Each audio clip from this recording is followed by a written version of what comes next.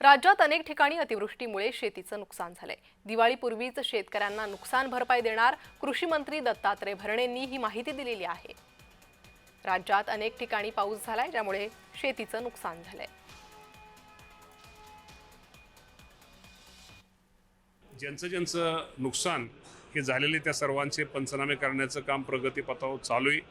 काही भागामध्ये नुकसान भरपाईची रक्कम ही साधारणतः मे, जून, जुलै, ऑगस्ट, सप्टेंबर पर्यंत, आज सप्टेंबर मला वाटतं आज